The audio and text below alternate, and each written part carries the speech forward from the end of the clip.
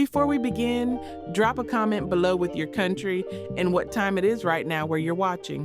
Whether it's sunrise in Nairobi, midnight in New York, afternoon in Canada, or evening in France, I want to know. Don't just sit back. Tell me where in the world you are. Now let's dive into the story. Chapter 1. The Message That Changed Everything. Keisha stood in her kitchen at 2 a.m, staring at her phone screen like it might disappear if she blinked. The blue light cast shadows across her 53-year-old face, highlighting the tears that wouldn't stop falling. Her hands trembled as she read the message again. Maybe you should just accept that your time has passed, Ma. Nobody wants a woman your age. You're embarrassing yourself. The words came from her own daughter, Bria, posted publicly on Facebook under a photo Keisha had shared. Just a simple selfie in her new red dress, feeling good for the first time in months. The comments from Bria's friends piled on like vultures. She's trying too hard. Somebody tell Grandma to sit down. This is sad. Keisha's chest burned with humiliation so thick she could taste it. She'd raised Bria alone after Marcus left them for a 25-year-old when Bria was just 7. She'd worked double shifts at the hospital, missed sleep, sacrificed her own happiness to give that girl everything. And this was her reward. Public mockery from her own blood.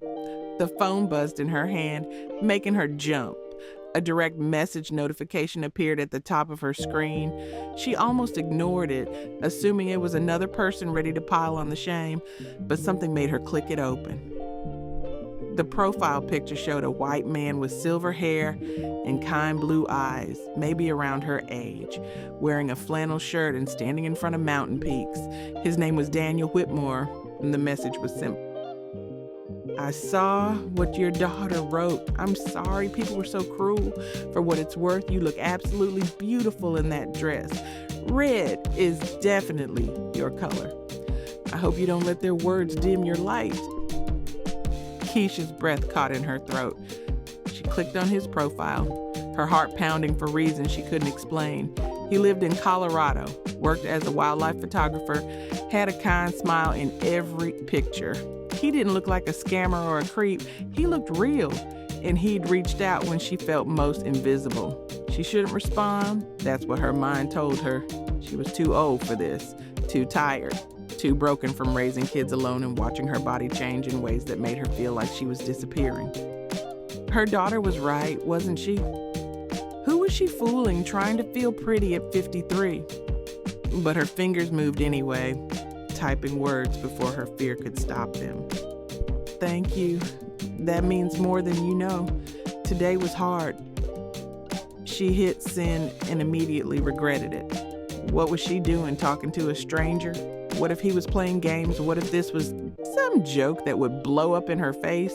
But then the 3 dots appeared, showing he was typing. Her heart hammered against her ribs. I can imagine. His response came through. I lost my wife 3 years ago. Cancer. For a long time, I thought my chance at feeling alive again was gone. But I've learned something. Life doesn't end just because other people say it should. You deserve to feel beautiful. You deserve to be seen. Keisha sat down at her kitchen table, the same table where she'd fed her kids cereal before school, where she'd paid bills she could barely afford, where she'd cried alone so many nights after Marcus left. The wood was scarred and old just like her, but Daniel's words wrapped around those scars like warm hands. They talked until 4 a.m. He told her about his 2 grown sons, about losing his wife, Sarah, about how he'd learned to find beauty in silence and solitude. She told him about working as a nurse for 30 years, about raising 3 kids on her own, about how invisible she felt now that her body had aged and her children had grown. He listened, really listened, not the way men usually did online, waiting for their turn to talk or steer the conversation towards something sexual. He asked questions. He cared. When she finally put her phone down, the sun was starting to rise through her window. She felt something she hadn't felt in years. Hope. Maybe her daughter was wrong. Maybe there was still time. But as she climbed into bed, exhaustion pulling her under. She didn't know that Daniel was lying awake in Colorado, staring at her profile picture with an intensity that bordered on obsession. He'd been watching her page for weeks, long before that post went viral. He knew about her daughter's cruelty, about her son's gambling debts, about her lonely Friday nights. He knew everything because he'd made it his business to know. Daniel Whitmore wasn't just some kind stranger sliding into her DMs. He was a man with a plan, a past he'd never mentioned, and a reason for choosing Keisha that had nothing to do with love. The mountains behind him in that profile picture weren't in Colorado. They were in Montana, where he'd buried secrets deeper than anyone could dig. And Keisha, lonely and desperate to feel wanted, had just opened the door. Chapter 2. When Marcus left. 6 months before Daniel's message appeared on her phone, Keisha had been standing in this same kitchen, staring at a different kind of screen, the TV her son Darnell had mounted on the wall. The news showed stories about romance scams, about lonely women losing their savings to men who promised love through pixels and carefully typed words. Her best friend Rhonda sat beside her on the couch, shaking her head. "Girl, that's why I don't do none of that online mess," Rhonda said, waving her hand. "These men out here ain't worth the data they use up." Keisha had laughed then, agreeing, promising herself she'd never be desperate enough to fall for pretty lies from a stranger. But that was before the loneliness got so heavy it felt like drowning. That was before she realized her children barely called unless they needed money, and her body had become invisible to the world. The TV screen flickered with images of crying women, empty bank accounts, shattered dreams. Keisha thought she was smarter than that. She thought she'd know a predator when she saw one. The truth was, Keisha had been lonely since the day Marcus walked out 20 years ago. She could still remember the sound of his suitcase wheels rolling across their bedroom floor, the way he wouldn't look at her when he said he needed something she couldn't give him anymore.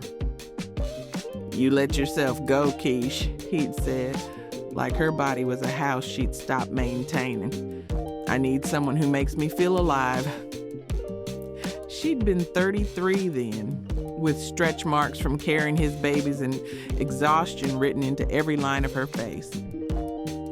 He left for Amber, a dental hygienist with smooth skin and no children to weigh her down. Keisha had cried for months, then dried her tears and raised their kids alone. She worked night shifts at County General Hospital, came home to cook breakfast, slept 3 hours, and did it all again. Her body aged fast under that pressure. Her face grew tired. Her hands developed arthritis. And somewhere along the way, she stopped believing anyone would look at her with desire again. Bria was the worst of her 3 children, though Keisha hated admitting it. The girl had her father's sharp tongue and his talent for finding your weakest spot and pressing until you bled. Keisha's 2 sons, Darnell and Jamal, were easier, distant but not cruel. They called on holidays, remembered her birthday most years, borrowed money they forgot to pay back. But Bria treated her mother like an embarrassment, a reminder of what women became when they weren't careful. Bria was 28, childless by choice, and engaged to a tech developer named Kyle, who barely acknowledged Keisha's existence. "You and Kyle still planning that Christmas wedding?" Keisha had asked last month, trying to bridge the distance between them. Bria's response had been ice cold. "If we do, please don't post about it on social media. Your Facebook is embarrassing, Ma. All those inspirational quotes and selfies, it's giving desperate."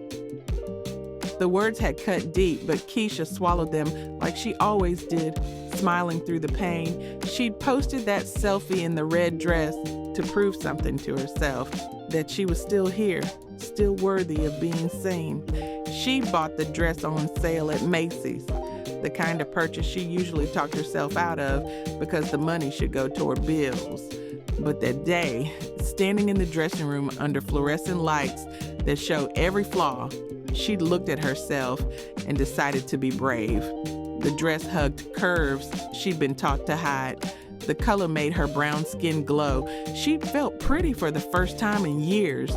So she took the picture in her bathroom mirror, added a simple caption, "Feeling good today," and hit post. Within an hour, Bria had turned her moment of joy into a public execution. The comments came fast. "At her age, put it away, Grandma. This is why older women need to stay off social media." Each notification was a knife. Each laugh emoji was a wound. Keisha had deleted the post after 2 hours, but the damage was done. The shame had already crawled inside her. That night, before Daniel's message arrived, Keisha had stood in front of her bathroom mirror again, but this time she wasn't feeling good. She was counting her failures. The gray hair she could no longer afford to dye every month. The belly that refused to flatten no matter how many walks she took. The face that her own daughter found embarrassing. She'd whisper to her reflection, "Maybe they're right. Maybe it's time to disappear." She thought about deactivating her Facebook, throwing away the red dress, accepting that her story was over. At 53, with no husband, no romance, and children who barely respected her, what was left? The question sat heavy in her chest as she climbed into bed. She didn't know that across the country, a man was crafting a message designed to make her feel seen again. She didn't know that her loneliness had made her visible to exactly the wrong person. She closed her eyes and prayed for something to change, and God, in his mysterious way, was about to answer, but not how she expected. Chapter 3, Daniel's World. Daniel Whitmore sat in his cabin outside Whitefish, Montana, surrounded by photographs he'd never shown anyone. The walls were covered with images of women, not the wildlife shots he posted online, but portraits of lonely faces he'd collected over years. Women in their 50s and 60s, women whose children had grown distant, women whose husbands had left or died, women like Keisha. He studied her Facebook profile with the focus of a hunter tracking prey. She worked at County General Hospital in Detroit, posted about her grandkids occasionally, shared quotes about strength and faith that told him everything he needed to know. She was a believer. She was tired. She was exactly what he needed. His fingers moved across the keyboard with practiced ease, crafting messages that would make her feel special without triggering her defenses. The key was patience. The key was making her think it was her idea to fall. Outside his window, snow covered the mountains in white silence, and inside, Daniel smiled. His real name wasn't Daniel Whitmore. That identity belonged to a real wildlife photographer who died in a car accident 3 years ago. A man with no family, no social media presence, just a portfolio of beautiful images and an obituary that mentioned he'd lost his wife to cancer. The perfect cover story, the man sitting in this cabin was actually Derek Winston, a con artist who'd been running romance scams since 2015, accumulating over $2 million from women who'd believed his lies. He'd learned early that the best targets weren't young and naive, they were mature and lonely, women who'd stopped believing in fairy tales but desperately wanted to. These women had savings, they had equity in their homes, they had retirement accounts they'd guard fiercely against obvious scams, but would slowly drain if they believed they were investing in real love. Derek had perfected his approach. Find a widow or divorcee, study her social media, craft a persona that matched her dreams, then slowly build trust before introducing a crisis that required money. Keisha was different from his usual targets in one important way. She was Black, and he'd never run a long con on a Black woman before. His previous victims had all been white, mostly because he thought they'd be easier to manipulate, less suspicious of a white man's attention. But Keisha's profile had appeared in his feed 6 months ago through some algorithm he didn't understand, and something about her had caught his attention. Maybe it was the sadness in her eyes despite her smile. Maybe it was the way she talked about faith and perseverance like an armor against a world that had beaten her down. Maybe it was the daughter who publicly humiliated her, creating the perfect emotional wound he could exploit. Whatever it was, Derek saw opportunity. He saw a woman hungry for validation, starved for respect, desperate to prove she was still worthy of love. He saw someone he could drain completely if he played the game right. He'd spent weeks preparing for this moment. He studied her posts going back 5 years, learned about Marcus leaving her, about Darnell's gambling problem, about Jamal's baby mama drama, about Bria's cruelty. He memorized the names of her co-workers she mentioned, the church she attended occasionally, the grocery store she checked into on Foursquare. He learned she loved Tyler Perry movies, gospel music, and murder mystery shows. He learned she sent money to her sister in Atlanta every month and paid her mother's assisted living bills. He learned she had $17,000 in savings, not a fortune, but enough for what he needed. Most importantly, he learned she believed in redemption, in second chances, in the power of God to send blessings when you least expected them. That faith would be his greatest weapon. All he had to do was position himself as the answer to her prayers, and she'd hand him everything willingly. The message about her daughter's cruelty had been his opening move, carefully designed to make him seem different from other men. He wasn't sliding into her DMs with compliments about her body or crude suggestions. He was offering empathy, understanding, emotional safety. The story about his dead wife, Sarah, was fiction, borrowed from the real Daniel Whitmore's life and polished until it gleamed with authentic grief. Women like Keisha didn't want perfection. They wanted someone who'd survived pain and could understand theirs. The mountains in his profile picture were real, but he'd never photographed wildlife in his life. Those images belonged to the dead man whose identity he'd stolen. Everything about Daniel Whitmore was a carefully constructed lie, from his kind blue eyes, enhanced with colored contacts, to his silver hair, dyed to look distinguished. The man Keisha was falling for didn't exist, but by the time she realized that Derek would have everything he needed, and she'd be too ashamed to tell anyone how completely she'd been fooled. Outside, snow continued to fall on the Montana mountains, covering everything in pristine white. Inside his cabin, Derek closed his laptop and smiled. The first message had been sent. Keisha had responded.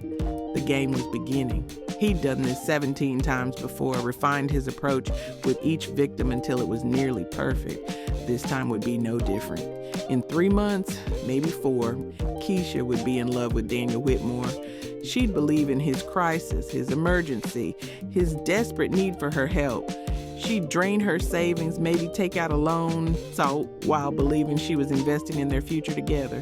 And when it was over, when he disappeared and she realized the truth, she'd be too humiliated to report it. Women like her never did. They blamed themselves, carried the shame silently, and tried to rebuild from nothing. It was perfect. It was foolproof. And Keisha, lonely and desperate to feel wanted, was walking straight into his trap with her eyes closed and her heart wide open. Chapter 4, the first conversation. Keisha's phone became her lifeline over the next 2 weeks. She and Daniel texted every day, long conversations that stretched through her lunch breaks at the hospital and kept her up past midnight. He told her about photographing grizzly bears in Yellowstone, about the way morning light hit the mountains, about grief and learning to live again after loss. She told him about her patients, about the woman in room 412 who reminded her of her grandmother, about feeling invisible in a world that worshipped youth. Their conversations felt different from anything she'd experienced. He asked about her dreams, not just her day. He wanted to know what made her laugh as a child, what songs made her cry, what she'd do if money wasn't an issue. Nobody had asked her those questions in decades. Marcus had stopped caring about her inner world years before he left. Her children only called when they needed something.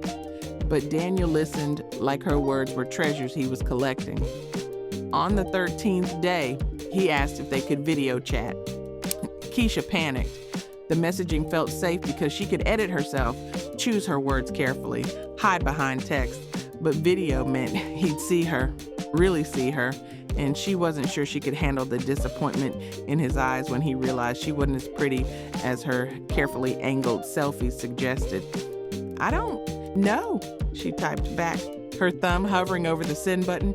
"My house is a mess right now." It was a lie.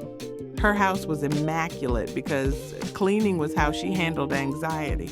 But the real mess was her face without makeup, her body without carefully chosen clothes, the truth of her age without filters. Daniel's response came quickly. "Keisha, I don't care about your house. I care about seeing your smile in real time, but only if you're comfortable. No pressure." The kindness in his words made her chest ache. She spent an hour getting ready, applying makeup with shaking hands, changing outfits 4 times before settling on a simple blue sweater that didn't try too hard. When his face appeared on her screen, her breath caught. He was even more handsome than his picture suggested, with crinkles around his eyes that deepened when he smiled. "There she is," he said, his voice warm and rich like honey. "Even more beautiful than I imagined." Keisha felt heat rise to her cheeks. She wasn't used to being looked at like that, like she was something precious instead of something tolerated. They talked for 3 hours that first video call. He showed her around his cabin, the wood-burning stove, the photographs covering his walls.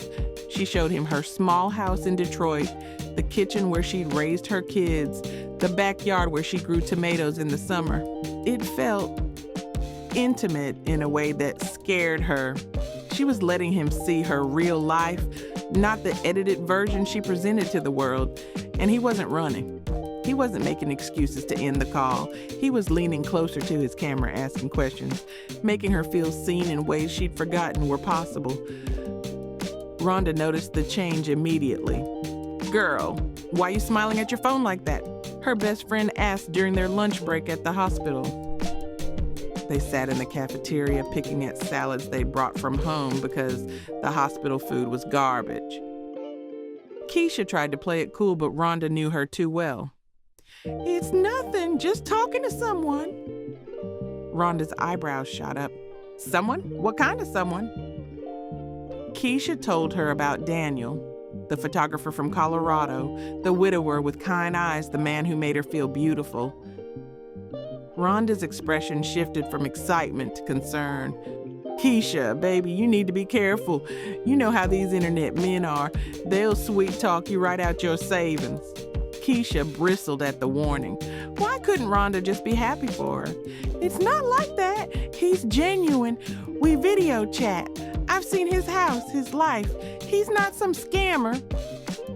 Rhonda reached across the table, squeezing her hand. "I'm not trying to rain on your parade. I just don't want to see you hurt." But Keisha was already in too deep to hear warnings. That night, Daniel sent her flowers. A huge bouquet of red roses delivered to her house with a card that read, "For the woman who deserves to be celebrated every day." She cried when she opened the door and saw them, not because of the flowers themselves, but because of what they represented. Someone was thinking about her. Someone was making an effort. Someone believed she was worth celebrating. She took a picture and posted it on Facebook with the caption, "Sometimes God sends blessings when you least expect them." Within minutes, Bria commented, "Who sent you flowers? Some scammer trying to get your pension?" The words were meant to her, and they did, but Keisha deleted the comment and blocked her daughter from seeing her posts. She was done letting Bria steal her joy. She was done shrinking herself to make others comfortable. If her daughter couldn't be happy for her, then Bria didn't deserve to witness her happiness. That night, talking to Daniel until 2 a.m, Keisha felt something dangerous blooming in her chest. It felt like hope. It felt like love. It felt like falling. Chapter 5, The Crack in the Mirror. 3 weeks into their daily conversations, Daniel dropped his first crisis. It came carefully, wrapped in vulnerability, and delivered with perfect timing. They were video chatting on a Saturday night, Keisha in her pajamas, Daniel in a flannel shirt that made his eyes look impossibly blue. He seemed distracted, running his hands through his silver hair more than usual. "You okay?" Keisha asked, leaning closer to her phone screen. You seem stressed. He sighed, and she watched something like shame cross his face. I didn't want to burden you with this. We've been having such good conversations, and I don't want to ruin what we're building by dumping my problems on you. Her heart clenched. Daniel, you can tell me anything. That's what friends do. That's what people who care about each other do. He looked directly into the camera, and she could swear she saw tears forming. My son Ryan is in trouble. He got into a car accident last week, and his insurance is fighting the claim. The medical bills are piling up, and I've been trying to help him, but my accounts are tied up in investments right now. I can't touch them without penalties. I'll figure it out. I always do. Keisha felt a twist of concern in her stomach. How much does he need? The question left her mouth before she could think it through, before Rhonda's warnings could echo in her head. Daniel shook his head quickly. No, Keisha, that's not why I told you. I would never ask you for money. Please don't think that's what this is about. His response felt genuine, almost offended, and that's exactly what silenced her suspicions. If he'd been trying to scam her, wouldn't he have jumped at her offer? I'm just saying, Keisha pressed. If he needs help and you're tied up right now, maybe I could loan you something, just until your investment's clear. Daniel's face transformed, relief mixed with reluctance, gratitude battling pride. I couldn't. That's not fair to you.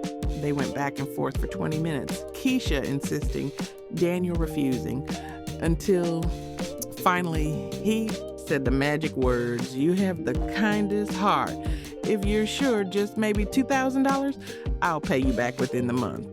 $2,000. It was a chunk of her savings, but not enough to devastate her. And he said he'd pay it back. She sent the money the next morning through Cash App, her hands trembling slightly as she pressed confirm. It was the first time she'd ever sent money to someone she'd never met in person, but it didn't feel like a transaction between strangers. It felt like helping someone she cared about, someone who'd brought light back into her life when she was drowning in darkness. Daniel's gratitude came through in a voice message that made her eyes water. Keisha, I don't know how to thank you. You have no idea what this means to me and my son. You're an angel, a literal angel sent when I needed faith in humanity restored. She listened to that message 3 times, letting his words wrap around her like a blanket. This was what love felt like at their age. Not wild passion, but steady support. Not games, but showing up when it mattered. She felt good about helping him. She felt needed in a way her own children never made her feel. Bria found out 3 days later, Keisha had made the mistake of mentioning Daniel during Sunday dinner at Darnell's house. Her sons were there with their families, and for once, Bria had shown up without Kyle. So, Ma's got a boyfriend now, Darnell teased, grinning at her across the table. That's what's up. You deserve to be happy. But Bria's fork clattered against her plate. A boyfriend? You mean that white man from the internet you've been posting about? Keisha felt her defenses rise. His name is Daniel, and yes, we've been talking. He's a good man. Bria laughed, sharp and mean. Ma, please tell me you're not sending this stranger money. Please tell me you're not that naive. The table went quiet. Keisha's face burned with humiliation. I helped him with something. That's what people do when they care about each other, but it's none of your business. Bria leaned back in her chair, shaking her head. You're being scammed. That's literally the playbook. Old lonely woman meets charming man online. He creates a crisis. She sends money. How much did you give him? The question hung in the air like poison. Jamal cleared his throat uncomfortably. Darnell looked at his plate. Keisha felt tears prickling behind her eyes, but she refused to let them fall. $2,000? And he's paying me back? Bria's expression shifted from anger to something worse. Pity. Ma, listen to yourself. You don't even know this man's real name. You've never met him. And you just handed over $2,000? What happens when he comes back and needing more? What happens when that $2,000 becomes $10,000? Keisha stood up, her chair scraping against the floor. You know what, Bria? Just because nobody wants to love you for who you are, just because Kyle barely looks at you, doesn't mean I have to stay lonely and miserable too. I'm happy. For the first time in years, I feel like someone actually sees me. And if you can't support that, then I don't need to be here. She grabbed her purse and walked out, leaving stunned silence behind her. In her car, she finally let the tears come, but they weren't tears of doubt. They were tears of rage. How dare Bria question her judgment? How dare her own daughter make her feel stupid for believing in love? That night, she told Daniel what happened. He listened quietly as she vented about her daughter's cruelty, about feeling attacked for daring to be happy. When she finished, his voice came through soft and understanding.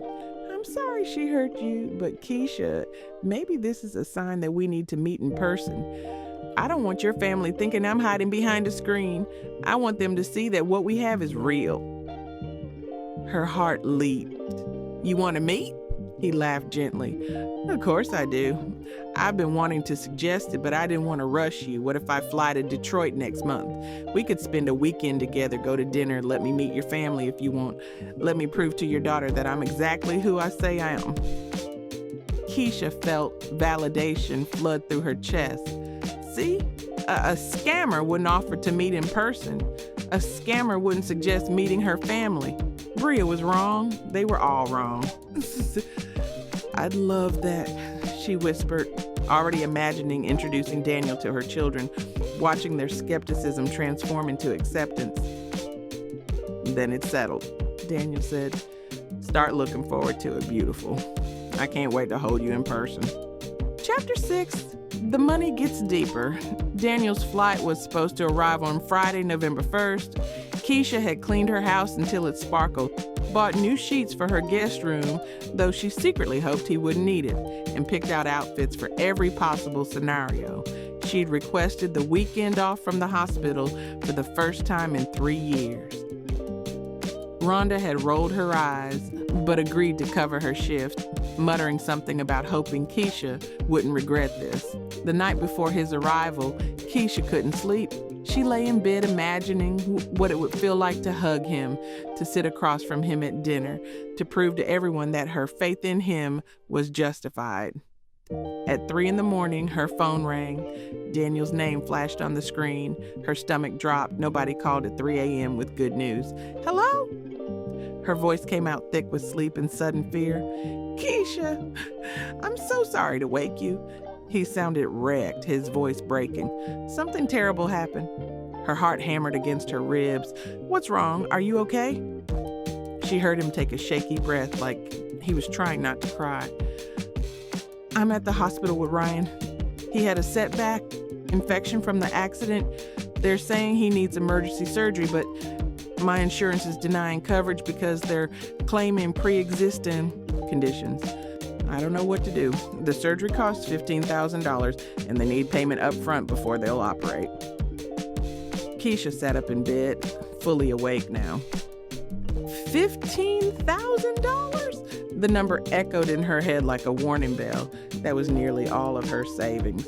Daniel, that's a lot of money. Can't you take out a loan or sell something? She heard her own words and hated them.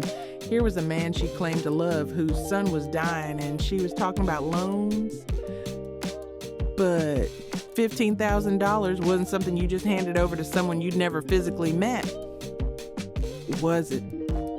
I've tried everything, he said, and she could hear genuine desperation in his voice. The banks won't process anything this fast. My investment advisor says it'll take 2 weeks minimum to free up my funds. Ryan doesn't have 2 weeks. The infection is spreading. Keisha, I know what I'm asking is insane. I know we haven't met yet. If you can't help, I understand. She closed her eyes, and behind her eyelids, she saw Bria's face at Sunday dinner, heard her daughter's voice. That's literally the playbook. But she also remembered Daniel's kindness, his daily good morning texts, the way he listened to her talk about work without zoning out. She thought about the flowers, about feeling beautiful for the first time in years. How would I send it? The question came out before she could stop it. Daniel went quiet for a moment. I can't ask you to do this. But he'd already asked, hadn't he? That's what this call was. If I send it, you'll pay me back when your investment's clear and you'll still come to Detroit. She heard the plea in her own voice, the desperation to believe this was real. I swear to you, Keisha, I'll have the money back to you within 3 weeks. And yes, I'll be on the next flight to Detroit after Ryan's stable. I promise you, baby. I promise on everything I am, baby. He'd never called her that before. The word melted something in her chest, made her feel young and wanted. Okay, tell me what to do. He walked her through setting up a wire transfer to an account he said belonged to the hospital's billing department. She logged into her bank's website with shaking hands, watching her savings account balance drop from $17,000 to $2,000 in a single click. The money disappeared into the digital void, and with it, any safety net she'd built over 30 years of working double shifts and skipping vacations. When it was done, she felt sick. Not because she doubted him. She couldn't let herself doubt him now, but because she just bet everything on a man she'd never touched. Did it go through? Daniel's voice pulled her back. Yes, it's done. She heard him exhale, heard what sounded like a sob of relief. Thank you, God, Keisha, thank you. You just saved my son's life. I will never forget this, never. They stayed on the phone for another hour while he waited for the hospital to confirm payment. When they finally hung up, Keisha sat in her dark bedroom and tried to ignore the voice in her head that sounded suspiciously like Rhonda. Girl, what have you done? She didn't tell anyone about the money. Not Rhonda, who would have screamed at her. Not her sons, who would have been disappointed. And definitely not Bria, who would have said, I told you so, until Keisha wanted to disappear. She went to work that Friday, the day Daniel was supposed to arrive, moving through her shift like a ghost. She checked her phone obsessively, waiting for updates about Ryan's surgery, about Daniel's flight, about when she'd see him. The updates came in scattered text messages. Surgery went well, thank God. Still waiting for him to wake up from anesthesia. I need to stay another day or two to make sure he's stable. Each message made sense individually, but together they formed a pattern Keisha didn't want to see. By Sunday night, when Daniel still hadn't mentioned rebooking his flight, she felt the first real crack in her faith. When do you think you'll be able to come to Detroit? She texted, trying to keep her tone light. His response came an hour later. Soon, beautiful. I promise. Just need to make sure Ryan's okay first. You understand, right? She typed back, of course. But she didn't understand. Not really. And in her gut, in that place where women always know the truth before their hearts catch up, Keisha knew something was very wrong. Chapter 7. The Unraveling. Rhonda found her crying in the hospital bathroom 2 weeks later. Keisha had been hiding there for 20 minutes, mascara running down her face, trying to pull herself together before her shift ended. Daniel's 3-week payback deadline had come and gone. He'd stopped answering video calls, claiming his camera was broken. His texts had become shorter, less frequent, always with excuses about Ryan's recovery or problems with his bank. And Keisha's savings account sat at $2,000, barely enough to cover her mortgage and bills for another month. Baby, what's wrong? Rhonda locked the bathroom door behind her, pulling Keisha into a hug. Talk to me. The whole story came pouring out. The $15,000, the surgery, the broken promises, the creeping suspicion that she'd been the world's biggest fool. Rhonda didn't say I told you so. She just held Keisha while she sobbed, rubbing her back like she was a child. We need to report this, Rhonda finally said. File a police report, contact the FBI. They handle internet fraud. But Keisha shook her head violently. I can't. Everyone will know. Bria will know she was right. I can't handle that humiliation. That night, Keisha did something she should have done weeks ago. She started digging into Daniel Whitmore's digital footprint. She reverse image searched his profile pictures and felt her stomach drop when they appeared on a memorial page for a wildlife photographer who died in 2022. The real Daniel Whitmore had been married to Sarah for 30 years. They lived in Oregon, not Colorado. He died in a car accident on Highway 101, leaving behind 2 sons and a legacy of beautiful nature photography. The man she'd been talking to had stolen a dead man's identity, his pictures, his life story. She sat frozen in front of her laptop screen, staring at the obituary, feeling something inside her break completely. She'd given $15,000, most of her life savings, to a ghost, to a lie, to a man who'd studied her loneliness like a textbook and knew exactly which wounds to press. She'd been so desperate to feel wanted that she'd ignored every red flag, every warning, every instinct that tried to protect her. She called the number Daniel had been using, but it went straight to a generic voicemail. She sent texts that turned green, meaning he'd blocked her. She tried to log into the Cash App account where she'd sent the first $2,000, but it had been deleted. Every digital thread that connected her to him had been severed, leaving her with nothing but screenshots of conversations and a devastating hole in her bank account. The worst part wasn't the money, though losing it felt like someone had reached into her chest and ripped out her security. The worst part was the shame, the bone-deep, soul-crushing shame of knowing she'd been exactly the stereotype Bria had accused her of being, an old, desperate woman who'd fallen for the oldest trick in the book. She thought she was special, thought her connection with Daniel was different, but she'd just been marked number 18, another lonely woman in a long line of victims, another payday for a predator who'd never felt a single emotion he'd claimed. She made it 4 days before Bria found out. Keisha had been avoiding family calls, but Darnell showed up at her house Wednesday night, concerned because she hadn't answered his text. He found her in bed at 7 p.m., still in her scrubs, staring at nothing. "Ma, what's going on? You sick?" She couldn't lie to her son's worried face. The truth came out in broken sentences.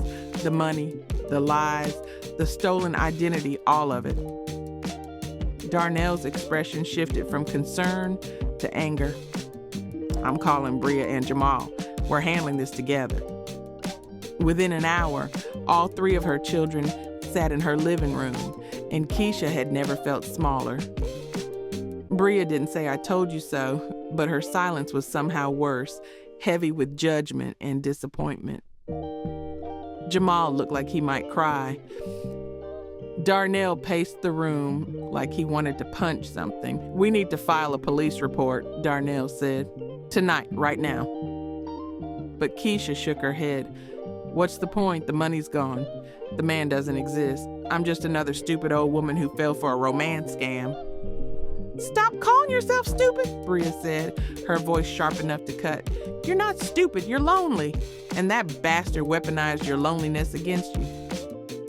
Keisha looked at her daughter, surprised. This was the kindest tone Bria had used with her in months. "I'm sorry," Keisha whispered. "I'm sorry, I didn't listen to you. You were right. You were right about everything."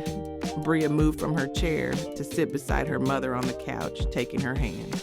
"I wasn't trying to be right, Ma. I was trying to protect you, and I should have done it with more love instead of judgment. I'm sorry, too."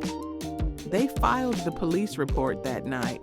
The officer who took their statement was sympathetic but honest. The chances of recovering the money were slim. These scammers operated internationally, using fake identities and untraceable accounts.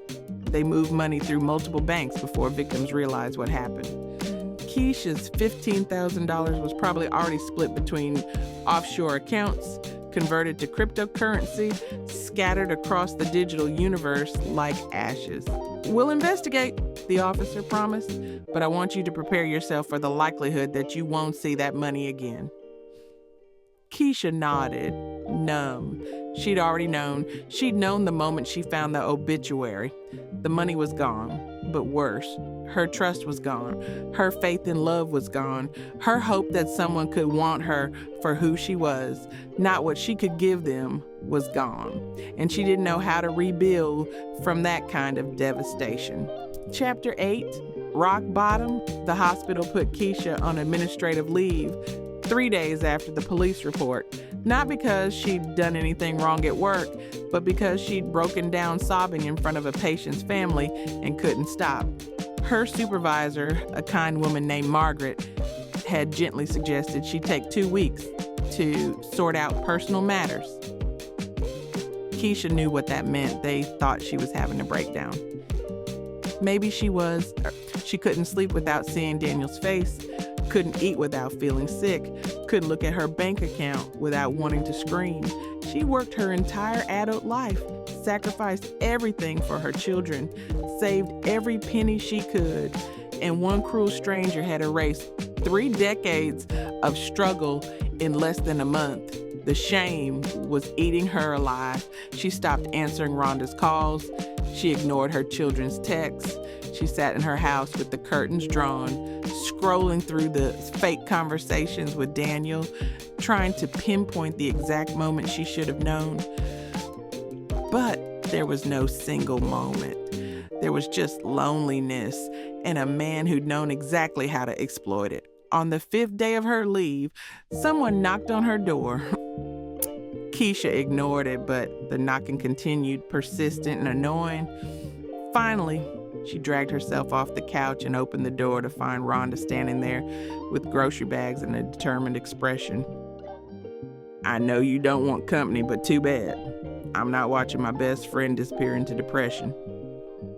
Rhonda pushed past her into the house, immediately opening curtains and windows, letting sunlight flood the dark rooms. "When's the last time you ate something?" Keisha couldn't remember. "I'm not hungry." Rhonda started unpacking groceries, fresh fruit, sandwich supplies, ingredients for soup. "You're gonna eat anyway, and then you're gonna shower, 'cause girl, no offense, but you smell like you've given up." The bluntness should have offended Keisha, but instead it made her laugh. A small broken sound, but a laugh nonetheless. "I did give up," she admitted. "I lost everything, Rhonda. I'm 53 years old with $2,000 to my name and a mortgage I can't pay next month. I'm going to lose my house." Rhonda stopped unpacking and turned to face her. "Then we'll figure it out. You'll take out a loan, pick up extra shifts, do whatever you need to do. But you're not giving up, Keisha. That bastard already took your money. Don't let him take your spirit, too." They spent the afternoon cooking together, Rhonda filling the silence with hospital gossip and stories about her teenage grandson's latest drama. Keisha felt herself slowly coming back to life, like a plant that had been dying of thirst, finally getting water. That evening, sitting at her kitchen table eating homemade chicken soup, she made a decision. "I want to tell my story," she said suddenly. "I want to warn other women so this doesn't happen to them." Rhonda looked up from her bowl. "You sure? That means admitting what happened publicly. That means facing judgment." Keisha nodded. "I've been carrying shame because I thought this was my fault, but it wasn't. He's been doing this to women for years. How many others are out there right now too embarrassed to speak up? Maybe if I'm brave enough to own what happened, someone else won't fall for the same lies." She started writing that night, not a police report, but a Facebook post. She wrote about loneliness, about what it feels like to be a woman over 50 in a world that treats you like you're invisible. She wrote about Daniel Whitmore, the stolen identity, the $15,000, all of it. She wrote about the shame and the heartbreak and the lessons she'd learned about predators who hunt the vulnerable. "I'm posting this not for pity, but for prevention," she typed. "If my story saves one woman from making my mistake, then losing that money wasn't completely meaningless." Her finger hovered over the share button for 10 minutes. This would make her embarrassment public. Bria's friends would see it. Her co-workers would know. Everyone would know that Keisha had been desperate and foolish and naive. But staying silent felt worse. Staying silent meant Derek Winston, or whatever his real name was, would find his next victim without anyone warning her. She pressed share. Within an hour, the post had 50 comments. Some were supportive, some were judgment disguised as concern. But several were private messages from other women saying, "This almost happened to me," or "Thank you for being brave enough to speak up." One message came from a woman named Patricia in Ohio, who lost $8,000 to the same man using a different name and pictures. Another came from Sandra in California, who lost $22,000.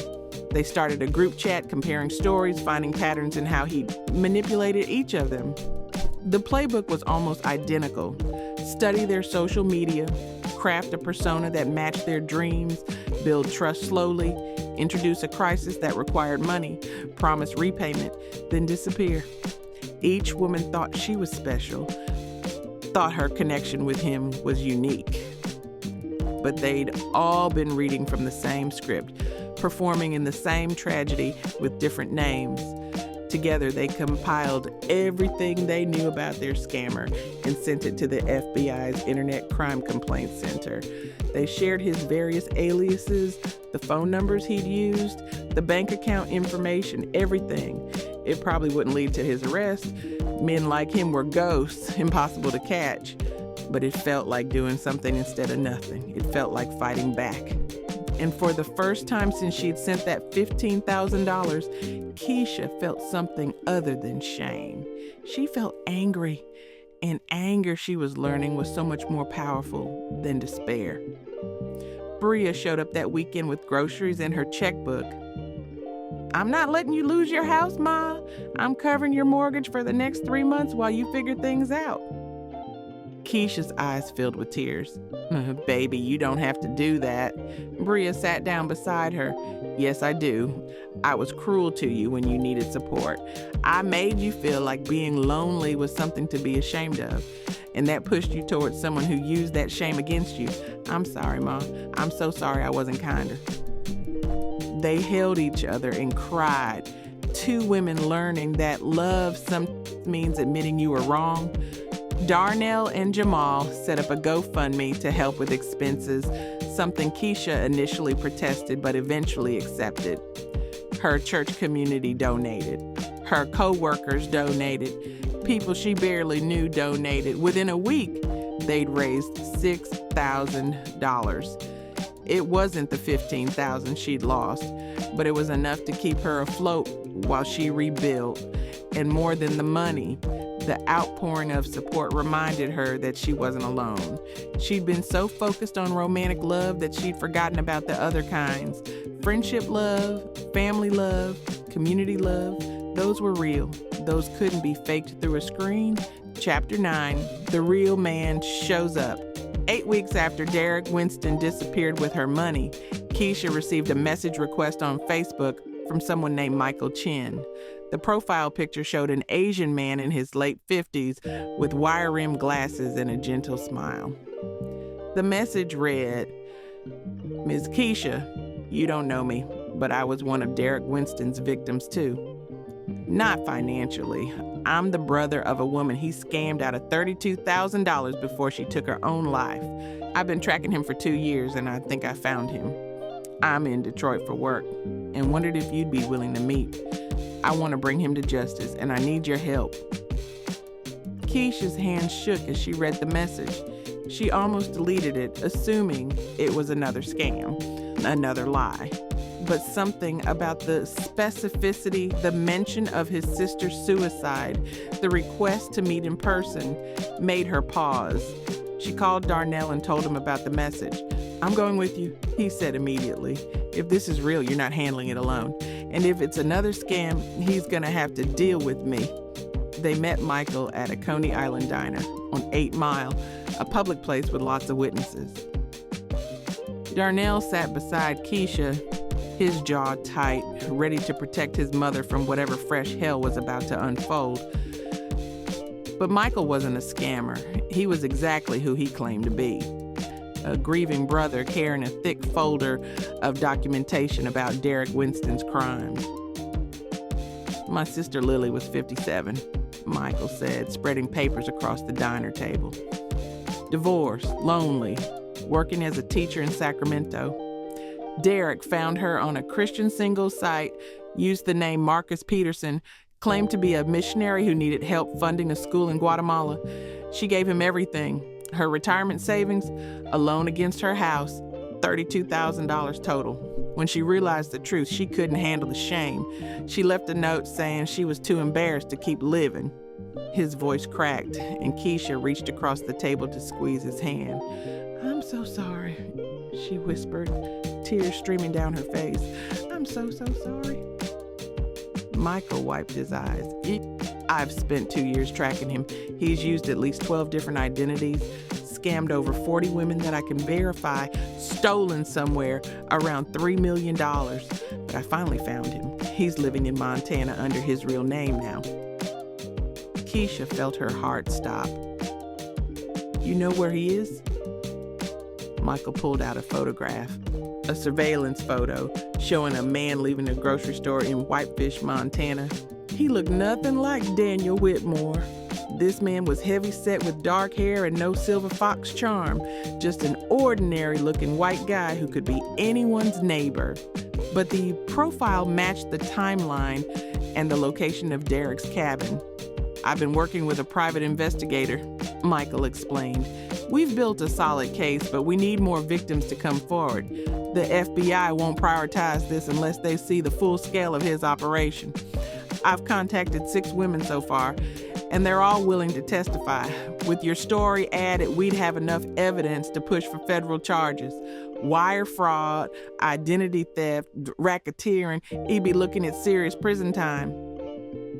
Darnell leaned forward. "What do you need from us?" Michael looked at Keisha. "I need you to be willing to tell your story in detail to federal investigators. I need you to share your documentation, bank records, screenshots, everything. And I need you to stand up in court if it comes to that and say what he did to you." The thought of standing in front of a courtroom and admitting her shame to strangers made Keisha's stomach turn. But then she thought about Michael's sister, about a woman so devastated by betrayal that death seemed easier than survival. She thought about Patricia and Sandra and the other women in her support group who were still struggling to rebuild their lives. She thought about the next victim Derek was probably grooming right now. Some lonely woman scrolling through Facebook at midnight, desperate to feel wanted. "I'll do it," Keisha said. "Whatever you need, I'll do it." Michael exhaled in relief. "Thank you. I know this is hard, but you're helping prevent him from destroying more lives." They spent 3 hours at that diner, going through Keisha's documentation, building her case file. Darnell took notes, asked questions, made sure Michael's story checked out. By the end, Keisha felt something she hadn't felt since Daniel first messaged her. Hope. Not hope for romance or fairy tale endings, but hope for justice. Hope that her pain might protect someone else. Hope that the man who'd stolen her money and her dignity might finally face consequences. That night, the FBI contacted her. Michael's private investigator had already submitted the compiled evidence, and they were opening a formal investigation into Derek Winston's romance scam operation. An agent named Rodriguez explained they'd been aware of him peripherally, but hadn't had enough cooperative victims to build a strong case. "Women in these situations often don't report because of embarrassment," Agent Rodriguez said over the phone. "Your willingness to come forward is crucial. We're going to need detailed statements, financial records, and your testimony. Are you prepared for that?" Keisha thought about all the reasons to say no. The public exposure, the judgment, the pain of reliving her stupidity. But then she thought about who she wanted to be at 53. Did she want to be a woman who hid from her mistakes? Or did she want to be a woman who stood up, admitted she'd been hurt, and fought to make sure others wouldn't be? "I'm prepared," she said. "Tell me what you need." Agent Rodriguez outlined the next steps: formal interviews, documentation review, possible grand jury testimony.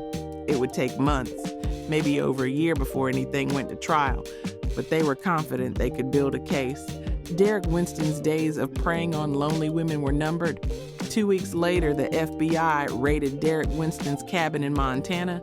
They found hard drives full of victim profiles, scripts he'd used on different women, spreadsheets tracking how much money he'd extracted from each target, and evidence of bank accounts in 7 different countries. They arrested him on 16 federal charges, with more expected as they continued investigating. The news made national headlines. Romance scammer arrested after 2-year investigation. Victims come forward to share stories of betrayal. Keisha was interviewed by local Detroit news stations, by online publications, by podcasts focused on true crime. Each time she told her story, it hurt a little less. Each time she said out loud that she'd been scammed, the shame loosened its grip. She wasn't stupid. She was human. She wanted love and had been targeted by someone who understood that desire and weaponized it. That wasn't her fault. That was his crime, and now finally he would pay for it. Michael called her when the arrest happened. "We did it," he said, his voice thick with emotion. "Lily didn't die for nothing. We stopped him." Keisha cried. For Lily, for herself, for all the women who'd been too afraid to speak up. But these tears felt different. They felt like release. They felt like the beginning of healing. Chapter 10. Love found me. When I stopped looking. 6 months after Derek Winston's arrest, Keisha stood in her bathroom mirror applying lipstick, not for a date, but for a speaking engagement. She'd been invited to talk at a women's conference about resilience, about rebuilding after betrayal, about the power of speaking your truth, even when shame tells you to stay silent. Her savings account was back up to $8,000, slowly climbing toward security. She'd picked up extra shifts at the hospital and started a small side business teaching other women how to spot romance scams and protect themselves online. Bria had become her biggest supporter, helping manage her growing social media presence where she shared resources and warning signs. Their relationship had transformed, no longer mother and critic, but 2 women who'd learned to respect each other's journeys. Keisha had never felt more powerful or more herself, and she'd learned something crucial. She didn't need a man to feel complete. She'd been whole all along. She'd just forgotten because the world kept telling her otherwise. The conference was in Chicago, and Rhonda came with her for support. They sat in the hotel room the night before Keisha's talk, eating room service and laughing about hospital gossip. "You nervous about tomorrow?" Rhonda asked. Keisha shook her head. "Not anymore. I used to be afraid of people knowing what happened to me. Now I'm afraid of staying silent and letting it happen to someone else." The next morning, she walked on stage in front of 300 women and told her story. She didn't sugarcoat it or make herself look better. She talked about the loneliness, the desperation, the way Derek had studied her weaknesses and exploited them. She talked about the shame and the healing and the choice to stop hiding. When she finished, the room erupted in applause. Dozens of women came up afterward to share their own stories, some about romance scams, some about other kinds of betrayal, all about learning to trust themselves again after being hurt.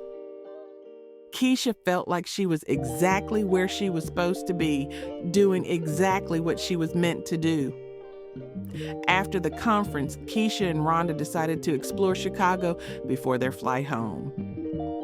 They wandered through Millennium Park, took selfies in front of the Bean, ate deep dish pizza that made them groan about their diets. At a small coffee shop in Wicker Park, while Keisha was ordering a latte, someone tapped her shoulder. She turned to find a black man with kind eyes and salt and pepper hair smiling at her. "I'm sorry to bother you," he said, his voice warm and nervous, "but I was at the conference yesterday. I'm a therapist, and I brought some of my clients to hear the speakers. Your story was incredible. The way you talked about rebuilding trust, it really resonated." Keisha felt her guard go up immediately, old wounds making her suspicious of compliments from strange men. But something about his energy felt different. No agenda, just genuine appreciation. "Thank you," she said carefully. I'm glad it helped. He laughed, sensing her wariness. I promise I'm not trying to slide into anything. I just wanted to say you're doing important work. I'm Marcus, by the way. Marcus, her ex-husband's name. Life had a sense of humor. They talked for 20 minutes about his therapy practice, about the women he worked with who'd experienced financial abuse and romance scams. He gave her his card, Dr. Marcus Williams, licensed therapist, and suggested they might collaborate on a workshop series. No pressure, he said, but if you're ever interested in developing programming around this, I think we could help a lot of people together. Keisha took his card, genuinely intrigued by the professional opportunity, not thinking about it as anything more than that. Rhonda, watching from their table, raised her eyebrows suggestively. Keisha rolled her eyes. Don't even start, she said when she sat back down. He's a colleague, that's it. But Rhonda grinned. Girl, I saw how he looked at you. That wasn't just professional interest. Keisha laughed, feeling lighter than she had in years. Even if it was, I'm not looking for anything like that. I'm good on my own. Better than good. I'm thriving. And she meant it. She'd learned that her worth wasn't determined by whether someone wanted her romantically. She was valuable because of her strength, her resilience, her willingness to turn pain into purpose. 3 months later, Marcus reached out about the workshop idea. They met at a coffee shop in Detroit to discuss logistics, how to structure the program, which topics to cover, how to make it accessible to women who couldn't afford therapy. Their meetings became regular, then frequent. They talked about trauma and healing and second chances, and slowly, without Keisha even realizing it was happening, she found herself looking forward to their conversations, not because she needed him, but because she enjoyed him. Marcus was patient, never pushing, never demanding more than she was ready to give. He'd been divorced for 5 years, had a teenage daughter he adored, and understood what it meant to rebuild your life after someone broke your heart. Their first actual date happened almost by accident. A work meeting that turned into dinner that turned into walking around downtown Detroit talking until midnight. Is this okay? Marcus asked at one point, his hand brushing against hers. I don't want to assume anything. Keisha smiled, taking his hand fully. It's okay. I'm ready. Finally. Their relationship grew slowly, built on friendship and mutual respect rather than desperate loneliness.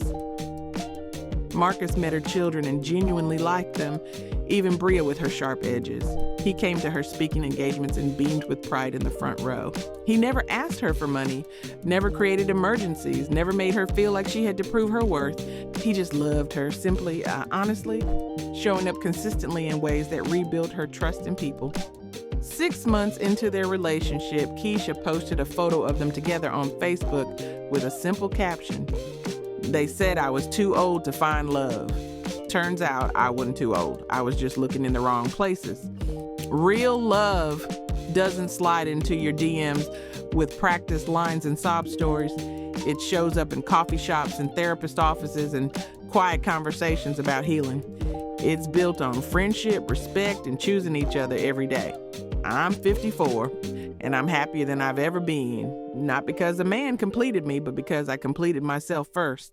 The post went viral, shared thousands of times by women who needed to hear that their stories didn't end at 50 or 60 or any age where society tried to make them invisible.